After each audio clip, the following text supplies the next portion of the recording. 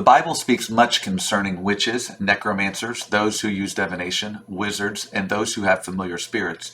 God forbids his people from being involved in any of these dark practices, and instead invites us to come to him for information or wisdom concerning death, the dead, future events, or help today.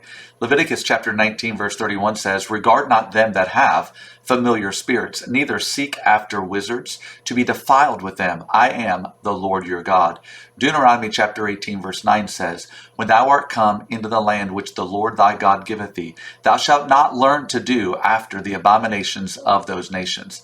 There shall not be found among you any one that maketh his son or daughter to pass through the fire, or that useth divination, or an observer of times, or an enchanter, or a witch, or a charmer, or a consulter with familiar spirits, or a wizard, or a necromancer. For all that do these things are an abomination unto the Lord. And because of these abominations, the Lord thy God doth drive them out from before thee. Thou shalt be perfect with the Lord thy God, for these nations which thou shalt possess hearkened unto observers of times and unto diviners. But as for thee, the Lord thy God hath not suffered thee to do so."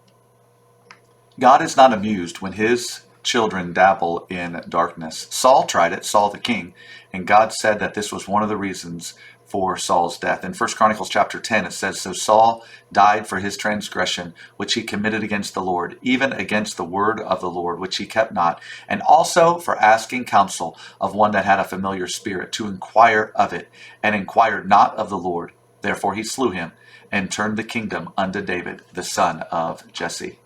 In Ephesians chapter 5, verse 11, God says, "And have no fellowship with the unfruitful works of darkness, but rather reprove them. For it is a shame even to speak of those things which are done of them in secret." Dear child of God, choose light over darkness.